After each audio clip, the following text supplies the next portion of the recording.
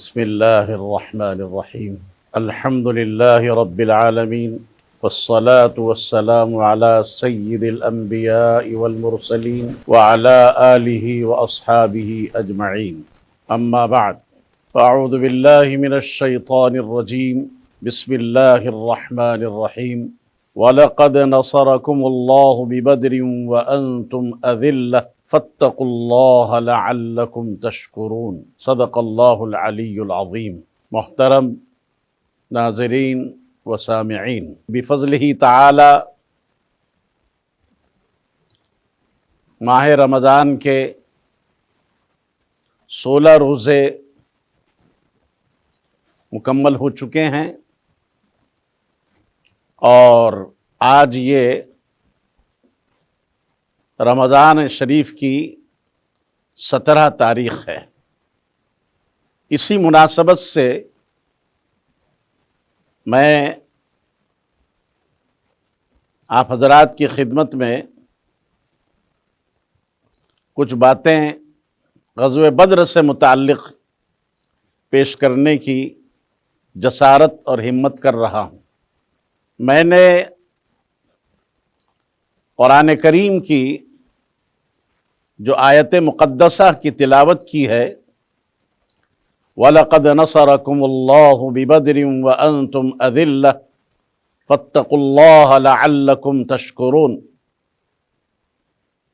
یہ سورہ آل عمران کی 123ویں نمبر کی آیت ہے۔ باری تعالی ارشاد فرما رہے ہیں کہ اے مومنو، اے حق پرستو، میں نے تمہیں غزوہ بدر میں منصور کیا، فتح و نصرت سے تمہیں نوازا، ظفر مندی تمہارا اقبال بنی، کامیابی اور کامرانی نے آگے بڑھ کر تمہارا استقبال کیا، تمہارے قدم چومے۔ اس فتح و نصرت اور ظفر مندی کی وجہ کیا ہے؟ کس بنیاد پر تمہیں اس نصرت سے نوازا گیا اور یہ نعمت نصرت عطا کی گئی؟ حق تعالی فرما رہے ہیں کہ اس کی بنیاد محض تقوی ہے۔ تمہارے تقوی شعاری، تمہاری اطاعت گزاری، تمہاری وفاداری ہی تمہاری کامیابی کا راز ہے۔ وَأَنْتُمْ أَذِلَّةٌ، حالانکہ تم بے سر و سامان تھے، نہتے تھے، ہاتھ خالی تھے، تمہاری تعداد قوی روایات کے مطابق صرف 313 تھی، اقلیت میں تھے، نہ تمہارے پاس مادی طاقت تھی، نہ قوت تھی، نہ شوکت تھی، مگر تمہارے دل ایمان سے معمور تھے۔ صبر شعاری تمہارا شعار تھا، استقرار، استقامت، ثابت قدمی، صبر، شجاعت، یہ تمہارے ایسے اوصاف ہیں کہ جن کی بنیاد پر ہم نے تمہیں منصور کیا، مظفور کیا۔ ابھی میں نے بتایا کہ مسلمانوں کی تعداد صرف اور صرف 313 تھی، غیر مسلح صرف 2 گھوڑے، 8 تلواریں، 6 نیزے، 70 اونٹ۔ ظاہر سی بات، 70 اونٹوں پر 313 کی سواری باری باری ہی ہوا کر رہی تھی۔ قرآن کہہ رہا ہے کہ اے مسلمانوں، فاتقوا اللہ، جیسے اب تک تم نے تقوی کو اپنا شعار بنایا، اپنا وصف امتیازی بنایا، آئندہ مستقبل میں بھی تم اللہ سے ڈرا کرو۔ تقوی اسی کا نام ہے، لعلکم تشکرون، تاکہ تم شکر بجا لاؤ، شکر گزاری کرو۔ یاد رکھیے، شکر گزاری زبان پر منحصر نہیں ہے۔ جس طرح شکر گزاری زبان سے ہوتی ہے، قلب سے بھی ہوتی ہے، دل سے بھی ہوتی ہے۔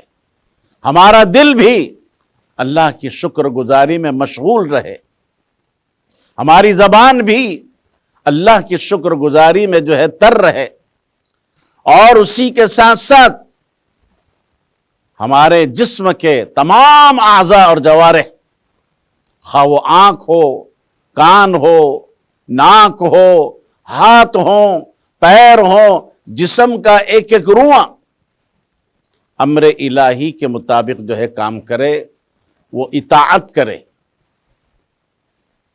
ہم زبان حال سے اور زبان قال سے یوں کہے، سر تسلیم خم ہے جو مزاج یار میں ہے۔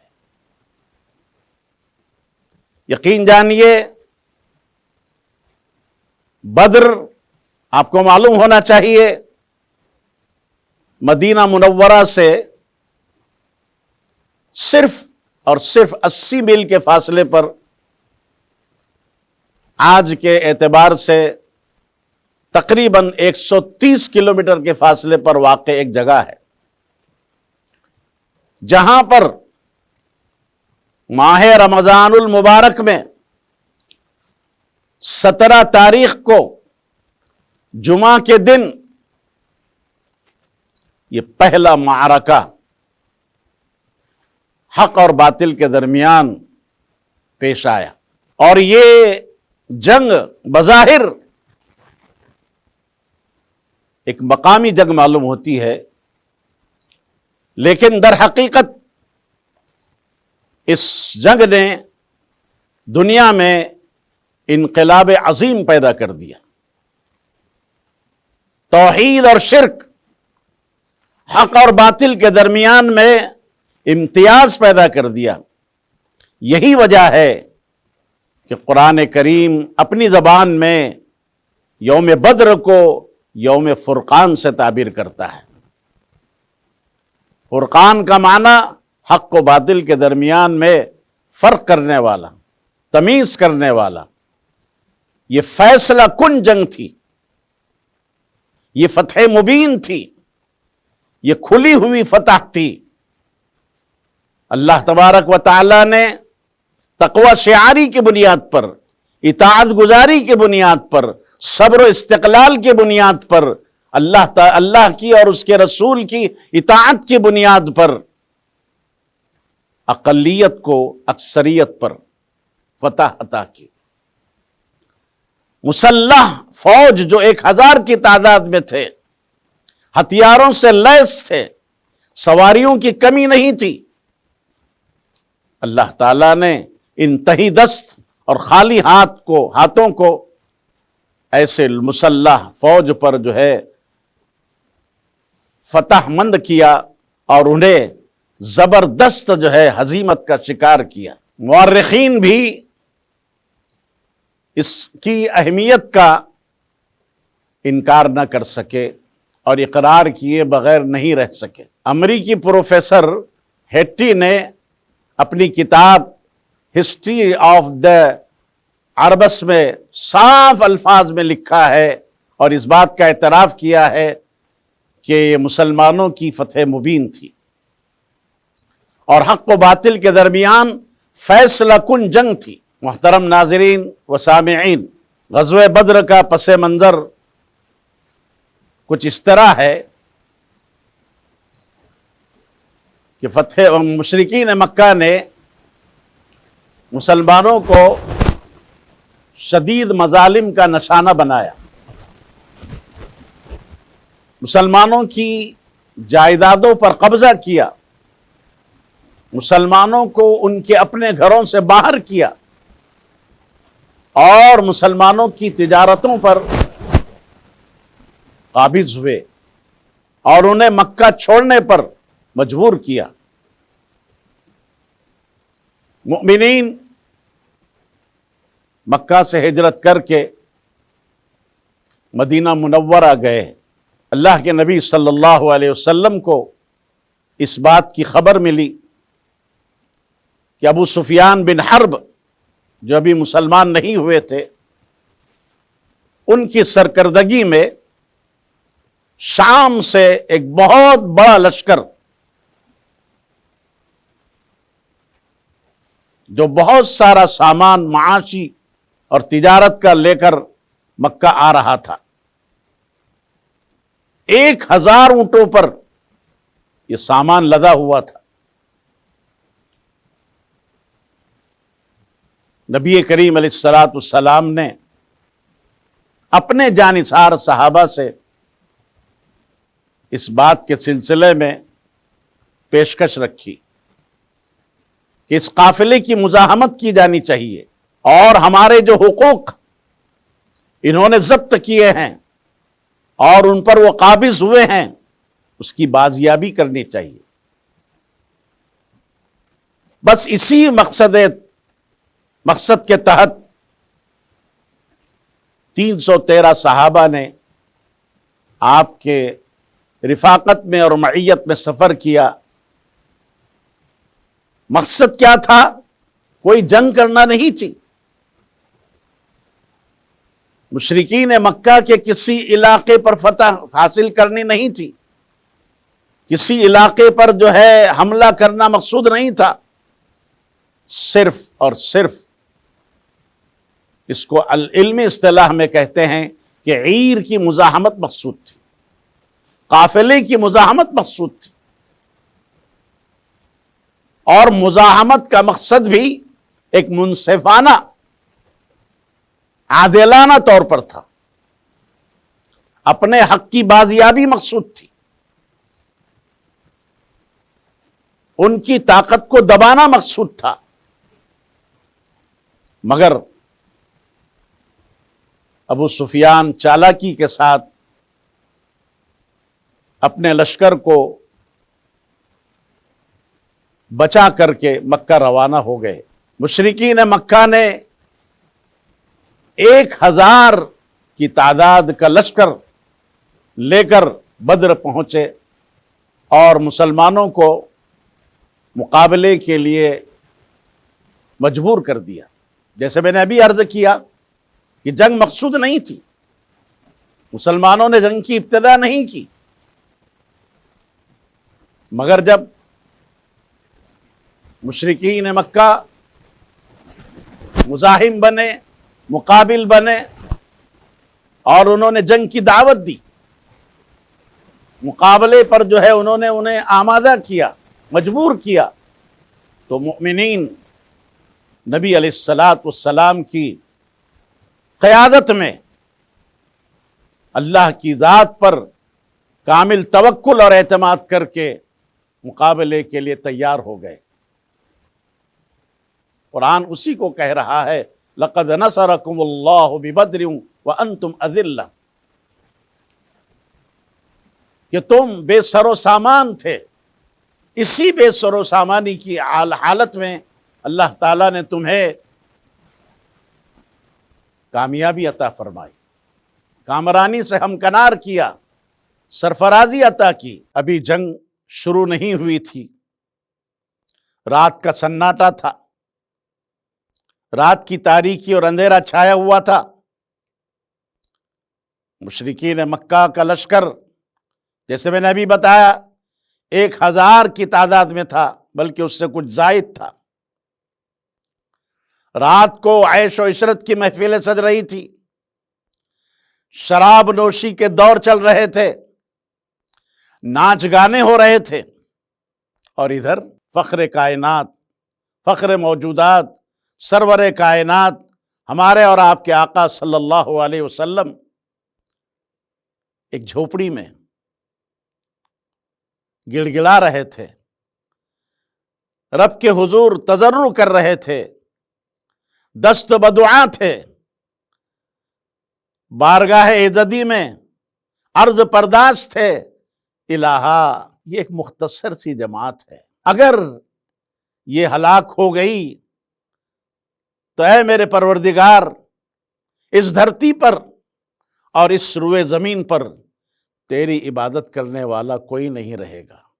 ہمارے نبی نے اسلحہ اٹھانے سے پہلے اللہ کے دروازے کو دستک دی، اپنی بے بسی اور اپنا عجز اللہ کے سامنے رکھا، روئے، اللہ سے نصرت کو طلب کیا، استعانت کی اور نصرت کی نعمت اللہ سے مانگی۔ پھر کیا تھا؟ دوسرے دن جب مٹ بھیڑ ہوئی، نبرد آزما ہوئے، ایک دوسرے کے مقابل بنے، یقین جانیے اللہ تعالیٰ نے ان کمزور مسلمانوں کو، جو ظاہر میں کمزور تھے لیکن ان کے دل قوی تھے، نور ایمانی سے منور تھے، ایمانی طاقت سے بھرے ہوئے تھے، اللہ نے زبردست فتح نصیب فرمائی۔ غزوہ بدر یہ وہ جنگ ہے جس میں عصر حاضر کے مسلمانوں کے لیے عظیم پیغامات ہیں۔ اس حقیر نے اپنی جستجو اور اپنی تحقیق کے مطابق جو پیغام تلاش کیے ہیں وہ تقریباً 10 ہیں۔ میں ان پیغامات کو یکے بعد دیگر ترتیب کے ساتھ آپ حضرات کی خدمت میں پیش کرنا چاہتا ہوں اور پیش کر رہا ہوں۔ بدر کا سب سے بڑا پیغام یہ ہے ہم سب کے لیے، اہل ایمان کے لیے، اہل حق کے لیے، کہ یقین محکم، عمل پہ ہم، محبت فاتح عالم۔ یقین محکم، عمل پہ ہم، محبت فاتح عالم۔ ایمان کی پختگی اور اللہ کی ذات پر کامل توکل، صبر، استقلال، استقامت، ثابت قدمی اگر کسی کے اندر ہے تو کامیابی یقیناً اس کے قدم بوسی کرے گی۔ کمزور امت بھی ان اوصاف کے ساتھ متصف ہو تو تاریخ کو موڑ سکتی ہے، تاریخ کے دھارے کو بدل سکتی ہے۔ صبر و استقامت میں فتح مبین کا راز مضمر ہے، پوشیدہ ہے۔ غزوہ بدر ہمیں ٹکراؤ نہیں سکھاتا بلکہ ہمیں تدبیر کی تعلیم دیتا ہے۔ غزوہ بدر ہمیں جذبات نہیں، حکمت کی تعلیم دیتا ہے، کردار کی تعلیم دیتا ہے، تصادم نہیں، حکمت عملی کے اپنانے کی ہمیں ضرورت ہے۔ اکثریت، طاقت، قوت غالب نہیں آتی، حقانیت غالب آتی ہے۔ دعا، توجہ اللہ اور تعلق مع اللہ یہ خاموش طاقتیں ہیں۔ اسی لیے جیسے میں نے ابھی عرض کیا، ہمارے نبی کریم صلی اللہ علیہ وسلم نے اسلحہ اٹھانے سے پہلے دعا اللہ سے مانگی۔ ایک پیغام یہ ہے کہ تعلیم اور تعلم انتہائی ضروری ہے اور بے حد مفید ہے، خصوصاً عصر حاضر کا تقاضا ہے۔ آپ کو معلوم ہونا چاہیے کہ غزوہ بدر میں صرف 14 مسلمان شہید ہوئے اور شہادت کا انہوں نے درجہ پایا، اور 70 مشرکین تہہ تیغ کیے گئے اور قتل ہوئے، اور اتنی ہی تعداد ان کی گرفتار ہوئی اور قیدی بنائے گئے۔ جو قیدی فتیہ دینے سے معذور تھے، عاجز تھے، مالی فدیہ ادا نہیں کر سکتے تھے، ان کے لیے یہ تجویز عمل میں آئی کہ وہ مسلمانوں کے 10 بچوں کو پڑھنا لکھنا سکھائے۔ ان کا یہ پڑھانا، سکھانا، لکھانا اور تعلیم دینا ہی ان کا فدیہ ہوگا، اور اسی کے عوض میں ان کو جو ہے آزادی حاصل ہو جائے گی اور وہ آزاد کر دیے جائیں گے۔ قیدیوں کے ساتھ اہل ایمان کا، حضرات صحابہ کا سلوک کیا تھا؟ مومنین نے اپنے اوپر قیدیوں کو ترجیح دی، خود نہیں کھایا، ان کو کھلایا، انہیں جو ہے سیراب کیا، شکم سیر کیا، ان کو ہر طرح کی راحت اور سکون دینے کی کوشش کی۔ آج کا بدر تعلیم، معیشت، اپنے آپ کو مضبوط اور مستحکم کرنا، تعلیم میں پیش رہنا۔ آج کے دور میں جو تعلیم میں مقدم ہوگا، آگے ہوگا، یقیناً وہ کامیاب ہوگا، اس کی کامیابی یقینی ہے۔ عصر حاضر کے مسلمانوں کے لیے غزوہ بدر میں ایک بنیادی اور اہم پیغام یہ ہے کہ مسلمانوں کو چاہیے کہ وہ اپنے معاشی نظام کو مستحکم کرنے کے ساتھ ساتھ اپنے دفاعی نظام کو بھی مضبوط تر کرتے جائے۔ بلکہ میں تو یہ کہوں گا، اور یہ میرا کہنا بھی ہمارے بڑوں ہی کے جو ہے فرمان کے مطابق ہے، کہ دفاعی نظام کو معاشی نظام کے استحکام پر مقدم رکھا جائے، اور دفاعی نظام کو مضبوط سے مضبوط تر بنایا جائے۔ جس شاعر نے کہا ہے، فضائے بدر پیدا کر، فضائے بدر پیدا کر فرشتے تیری نصرت کو، فضائے بدر پیدا کر فرشتے تیری نصرت کو، اتر سکتے ہیں گردوں قطار اندر قطار اب بھی، اتر سکتے ہیں گردوں قطار اندر قطار اب بھی۔ ایمان کی جو فضا، اطاعت کی جو فضا، صبر شعاری اور استقلال کی جو فضا بدر میں تھی، اگر آج بھی وہ فضا پیدا ہو جائے تو جس طریقے سے اللہ تعالیٰ نے مسلمانوں کی تثبیت قلبی کے لیے، تقویت قلبی کے لیے، تسلی خاطر کے لیے فرشتوں کی جماعت کو بھیجا تھا، اگر آج ہم بھی اہل ایمان ان اوصاف کے حامل ہو جائیں اور وہ اوصاف ہم اپنے اندر بھی پیدا کریں، تو اللہ تعالیٰ ہماری نصرت اور مدد کے لیے بھی فرشتوں کو آج بھی نازل کر سکتا ہے۔ اس کی قدرت وہی ہے جو کل تھی، آج بھی ہے، مگر ہمارے حالات اور ہمارا ایمان اور ہماری اطاعت وہ نہیں رہی، ہماری وہ فضا نہیں رہی جو بدری صحابہ کی تھی۔ اگر مسلمان ایمانی غیرت و حمیت، شجاعت و بصالت کو فراموش کر دیں گے تو یاد رکھیے، تعداد کی کثرت کے باوجود ہزیمت کا شکار بنیں گے، رسوائی اور ذلت ہمارا مقدر بنے گی۔ اس لیے لازم ہے کہ ہم اپنے اندر ایمانی حرارت کو پیدا کریں، حمیت کو پیدا کریں، شجاعت کو پیدا کریں، بصالت کو پیدا کریں۔ کامیابی اور کامرانی کا مدار تعداد پر، کثرت پر، قوت پر، شوکت پر، ساز و سامان پر نہیں ہے، بلکہ کامیابی کا اصل مدار اللہ کی نصرت پر، اللہ کی رحمت پر اور اللہ کی قدرت پر ہے۔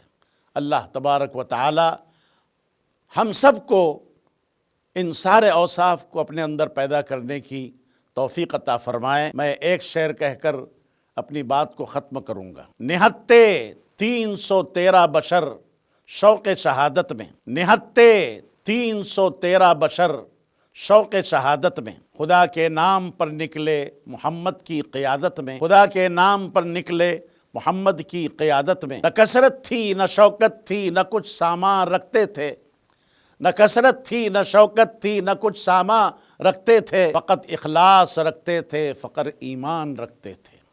وآخر دعوانا ان الحمد للہ رب العالمین۔